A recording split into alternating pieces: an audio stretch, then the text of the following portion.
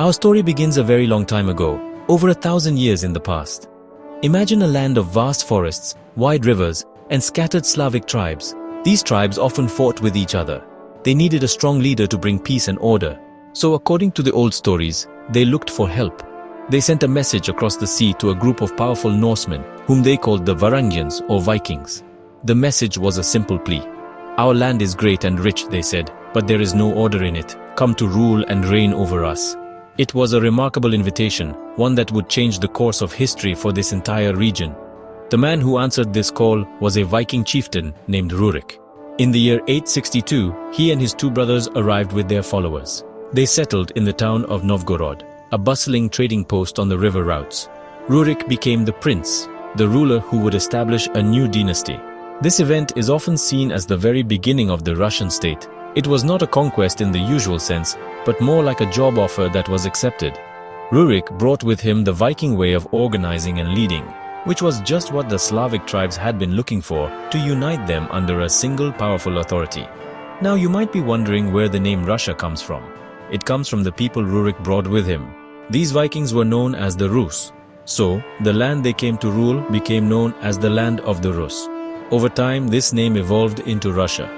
It's fascinating to think that the name of this enormous country comes from a small band of Scandinavian warriors who answered a call for help. The Slavs and the Rus began to mix, sharing their cultures, their languages, and their lives. This blend of peoples created the foundation for the nation we know today. Rurik's arrival marked a pivotal moment. He didn't just rule, he started a family line, a dynasty, that would govern these lands for more than 700 years. His descendants would expand their territory, moving from Novgorod southwards to establish new cities and new centers of power. The foundation laid by this Viking prince was incredibly strong. It set a precedent for a single autocratic ruler governing a vast and diverse land. This idea of a powerful central leader would become a defining feature of Russian history for centuries to come, all starting with a Viking who came to bring order. After Rurik's time, his successors were not content to stay in Novgorod. They were ambitious leaders with a vision for a much larger kingdom.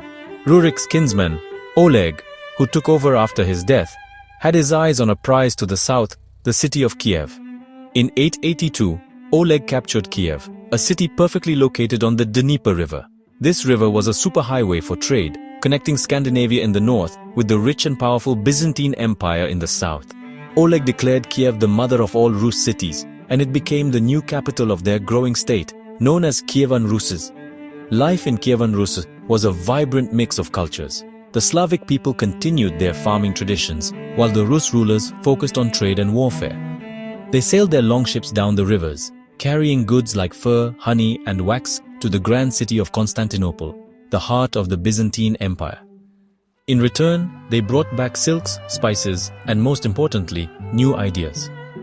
It was through this connection that one of the most significant changes came to the land of the Rus, a new religion. Prince Vladimir the Great, who ruled in the late 10th century, decided his people needed a unified faith. Vladimir famously explored several religions. He listened to representatives from Islam, Judaism, and Roman Catholicism. But it was the beauty of the Orthodox Christian cathedrals in Constantinople that truly captured his imagination. His envoys reported that they knew not whether we were in heaven or on earth. In 988, Vladimir decided to adopt Eastern Orthodox Christianity as the state religion. He ordered a mass baptism of the people of Kiev in the Dnieper River. This decision was monumental. It tied the future of Russia not to the West, but to the Orthodox world, shaping its art, its alphabet, and its soul for 1,000 years. The Kievan Rus flourished for several centuries. It was a powerful and respected state in medieval Europe, known for its wealth and its culture. Princes built beautiful churches with golden domes, and monks began writing down the first chronicles of their history. However, this golden age was not destined to last forever. The princes of the various cities began to argue and fight amongst themselves, weakening the kingdom from within. This internal strife left them vulnerable to a new and terrifying threat that was looming on the eastern horizon, the Mongol horsemen, who would soon sweep across the land and change everything. The golden age of Kievan Rus came to a brutal and sudden end in the 13th century. From the east came the Mongol Empire, led by the descendants of Genghis Khan. These fierce warriors on horseback swept across the plains, conquering everything in their path. In 1240, they sacked and destroyed the magnificent city of Kiev. The once great kingdom was shattered, and the Russian princes were forced to become vassals, paying tribute to their new Mongol overlords, known as the Golden Horde. For nearly 250 years, the Mongols dominated the land, a period known as the Mongol Yoke. During this long period of Mongol rule, a small and seemingly unimportant town began to grow in influence. This town was Moscow. Its princes were clever and patient. While other princes rebelled and were crushed, the princes of Moscow played a different game. They cooperated with the Mongols, collecting tribute from other Russian cities on their behalf. This made them wealthy and earned them the favor of the Mongol Khans.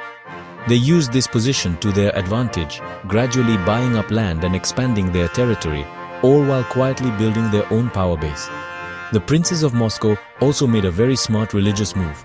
They persuaded the head of the Russian Orthodox Church to move from his traditional seat to Moscow. This was a huge deal. It made Moscow not just the political and economic center of the Russian lands, but the spiritual center as well. People began to look to Moscow for leadership. The city grew, protected by a wooden fortress called the Kremlin. It was becoming the clear successor to the fallen city of Kiev, a new focal point for the Russian people to rally around as they dreamed of one day throwing off Mongol rule. The moment of destiny arrived in 1380. Prince Dmitry of Moscow felt strong enough to finally challenge the Golden Horde. He gathered a large army of Russian princes and met the Mongols at the Battle of Kulikovo. Against all odds, the Russians won a great victory. Although Mongol rule didn't end immediately, the battle shattered the myth of their invincibility. It was a huge psychological boost for the Russian people. It proved that they could fight back and win. From that day on, Moscow's role as the leader in the fight for independence was sealed, paving the way for a unified Russian state with Moscow at its heart.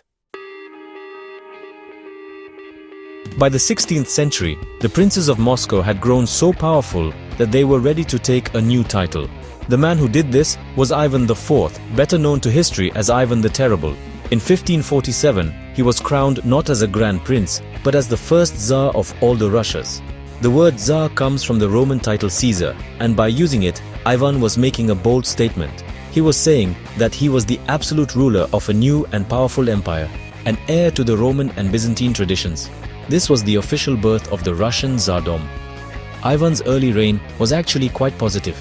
He was a smart and devout ruler who introduced reforms to the government and the army. He created a new legal code and expanded Russia's territory, conquering the Mongol strongholds of Kazan and Astrakhan. These victories were celebrated throughout the land and opened up the entire Volga River for Russian trade. It seemed that Russia was entering a new era of strength and prosperity under its young and capable Tsar. He was a visionary who wanted to create a centralized and modern state, free from the old squabbles of the nobles. However, Ivan's personality had a dark and paranoid side. After the death of his beloved wife Anastasia, he changed dramatically. He became convinced that the boyars, the old Russian nobles, had poisoned her and were plotting against him. His reign descended into a period of terror. He created a special police force called the Oprichnina, who dressed in black and rode black horses. They spread fear throughout the land, arresting, torturing, and executing anyone the Tsar suspected of treason. He turned on his own people with a savagery that earned him his fearsome nickname, the Terrible. The most infamous act of his reign came in a fit of rage. In 1581, during a heated argument, Ivan struck his own son and heir, also named Ivan, with a pointed staff, killing him. This terrible act not only showed the depths of his madness, but also created a succession crisis. When Ivan the Terrible died a few years later, he left his kingdom to his younger, weaker son. His reign was a paradox. He had built a stronger, larger Russian state, but he had also terrorized its people and nearly destroyed his own dynasty. He left a legacy of absolute power and brutal cruelty that would haunt Russia for generations. After Ivan the Terrible, Russia went through a difficult period of chaos and foreign invasion. But by the end of the 17th century, another towering figure emerged, a Tsar who would once again transform Russia. This was Peter the Great. Peter was a giant of a man, full of energy and curiosity. As a young man, he was fascinated by Western Europe. He saw that Russia was technologically and culturally behind countries like England, Holland, and France. He believed that for Russia to be a truly great power, It had to modernize, and it had to look to the West for inspiration. So, Peter did something no Tsar had ever done before. In 1697, he traveled to Western Europe in disguise as part of a so-called Grand Embassy. He worked as a shipbuilder in Holland and England, eager to learn their secrets. He visited factories, museums, and military schools. He was like a sponge, soaking up every bit of knowledge he could about Western technology, government, and culture. When he returned to Russia, he was determined to drag his country, kicking and screaming if necessary, into the modern age. His vision was clear: Russia must change. Peter's reforms were sweeping and, honestly, often brutal. He forced the nobles to shave off their long traditional beards, which he saw as a symbol of Russia's backwardness. He made them adopt Western-style clothing instead of their old-fashioned robes.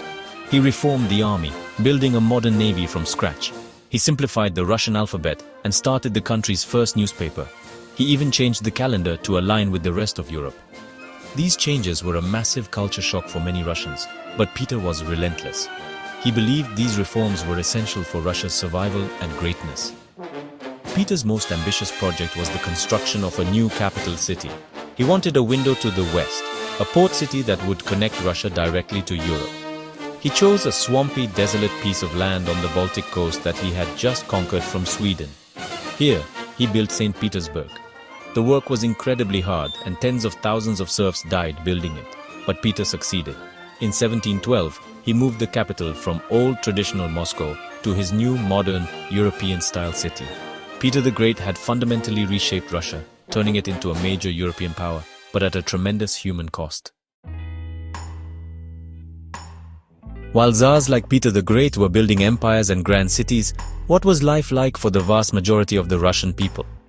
For centuries, most Russians were peasants. They lived in small, isolated villages and worked the land. Their lives were governed by the seasons, planting in the spring, harvesting in the autumn, and surviving the long, harsh winters. They lived in simple wooden houses, often sharing their living space with their animals during the coldest months. Their world was small, centered on their village, their church, and the fields they worked. For many of these peasants, their status was not just poor, it was unfree. They were serfs. Serfdom was a system where peasants were legally tied to the land owned by a nobleman. They were not slaves in the sense that they could be bought and sold individually, but they were part of the estate. If the land was sold, the serfs were sold with it.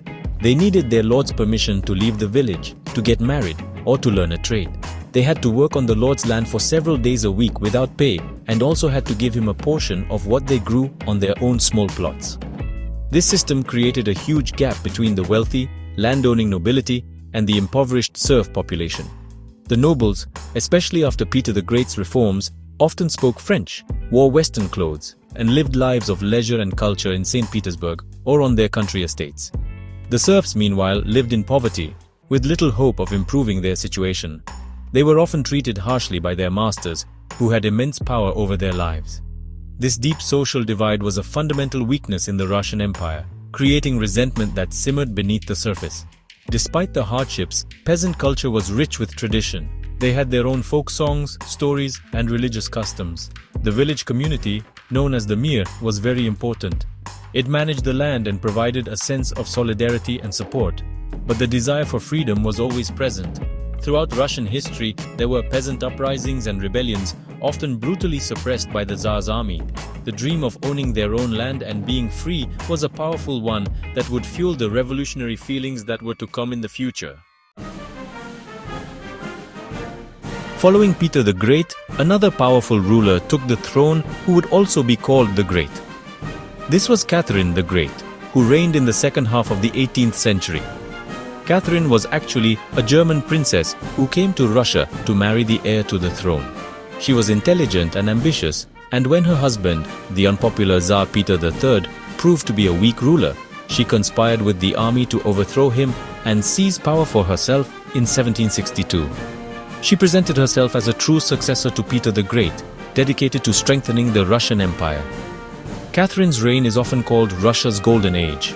She was a great admirer of the European Enlightenment, a movement that celebrated reason, art, and philosophy. She corresponded with famous thinkers like Voltaire and Diderot, and saw herself as an enlightened monarch. She promoted education, founded new schools, and supported the arts and sciences. St. Petersburg blossomed under her rule. with magnificent palaces and public buildings being constructed. She also greatly expanded the borders of the Russian Empire, defeating the Ottoman Turks to gain control of the northern coast of the Black Sea. However, there was a dark side to this golden age. While Catherine talked about the ideals of liberty and justice, she actually made life worse for the serfs. To keep the support of the nobility who had put her on the throne, she gave them more power and control over their serfs. She made it illegal for serfs to complain about their masters. The gap between the enlightened, French-speaking court and the oppressed Russian peasantry grew even wider.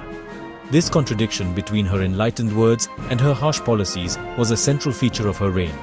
The deep resentment of the peasants exploded in a massive rebellion led by a runaway Cossack named Yemelyan Pugachev. From 1773 to 1775, Pugachev claimed he was the murdered Tsar Peter III and promised to end serfdom, taxes and military service. Hundreds of thousands of serfs, miners and ethnic minorities flocked to join his cause, and the rebellion spread across a vast territory. It was the largest peasant revolt in Russia's history, and it terrified Catherine and the nobility. The rebellion was eventually crushed with extreme brutality, and Pugachev was executed. The uprising showed the deep cracks in Russian society and hardened Catherine's resolve to keep the serfs firmly under control. The 19th century was a time of great change and challenge for the Russian Empire. While Western Europe was experiencing the Industrial Revolution with new factories and growing cities, Russia was falling behind again. Its economy was still based on agriculture and serfdom, which was an inefficient and outdated system. The Tsars of this period, like Nicholas I, were deeply conservative. They feared change and revolution, especially after seeing what had happened in France. They tried to keep Russia isolated from liberal Western ideas by using censorship and a secret police force. A major shock came in the 1850s with the Crimean War. Russia fought against an alliance of Britain, France, and the Ottoman Empire. To everyone's surprise, the mighty Russian army was defeated. The war exposed just how backward Russia truly was. Its soldiers were brave, but they had outdated weapons, and the country lacked the railways needed to supply its army effectively. The defeat was a national humiliation and made it clear to the new Tsar, Alexander II, that Russia had to modernize or risk collapsing. Alexander II became known as the Tsar Liberator because in 1861 he made the monumental decision to abolish serfdom. Millions of serfs were legally freed. This was a huge step forward, but it was not a perfect solution. The newly freed peasants were given land, but they had to pay the government back for it over many decades. The plots of land were often too small to support a family, and the peasants were still tied to their village communes. While they were no longer owned by lords, they were trapped in a cycle of poverty and debt, and many remained deeply dissatisfied. As Russia began to industrialize in the late 19th century, a new class of people emerged, the factory workers. They lived in crowded, unsanitary city slums and worked long hours for low pay in dangerous conditions. At the same time, new radical ideas like socialism and communism began to spread among educated Russians and workers. Small groups of revolutionaries formed, believing that only a violent overthrow of the Tsarist system could bring justice to Russia. In 1881, one of these groups succeeded in assassinating the Tsar Liberator, Alexander II, throwing the country back into a period of harsh repression. The final Tsar, Nicholas II, came to the throne in 1894. He was a devoted family man, but he was not prepared for the immense challenges facing his country. He believed in his divine right to rule as an absolute autocrat, just like his ancestors. He resisted any calls for political reform or a constitution. He was unwilling to share power, at a time when the people were demanding more of a say in their government. This refusal to adapt would prove to be a fatal mistake for him and for the entire Romanov dynasty, which had ruled for 300 years. The pressure on the Tsarist regime reached a breaking point in 1905. Russia had entered into a disastrous war with Japan and suffered a humiliating defeat. Back home, on a day that became known as Bloody Sunday, a peaceful crowd of workers marched to the Winter Palace in St. Petersburg to present a petition to the Tsar. They were met not by the Tsar, but by soldiers who opened fire on the unarmed crowd, killing hundreds. This event shattered the people's age-old faith in the Tsar as their protector. It sparked a wave of strikes, uprisings, and mutinies across the empire, known as the 1905 Revolution. Forced into a corner, Nicholas II reluctantly agreed to some reforms. He issued the October Manifesto, which promised civil liberties and created an elected parliament called the Duma. However, the Tsar never truly accepted these changes. He limited the Duma's powers whenever he could and tried to reassert his autocratic control. The fundamental problems of poverty, land ownership, and political oppression were not solved. The years leading up to 1914 were tense, with the revolutionary movement continuing to grow, just waiting for another opportunity to strike against the weakened regime. That final opportunity came with World War I. The war was a catastrophe for Russia. The army was poorly equipped and suffered millions of casualties. At home, the war caused food shortages and the economy collapsed. The people had lost all faith in the Tsar and his government. In February 1917, strikes and riots broke out in the capital, which had been renamed Petrograd. This time, the soldiers refused to fire on the crowds and joined the revolution instead. With no support left, Nicholas II was forced to abdicate the throne. After 1,000 years of rule by princes and Tsars, starting with Rurik the Viking, the Russian monarchy was over, paving the way for the even more radical Bolshevik revolution later that year.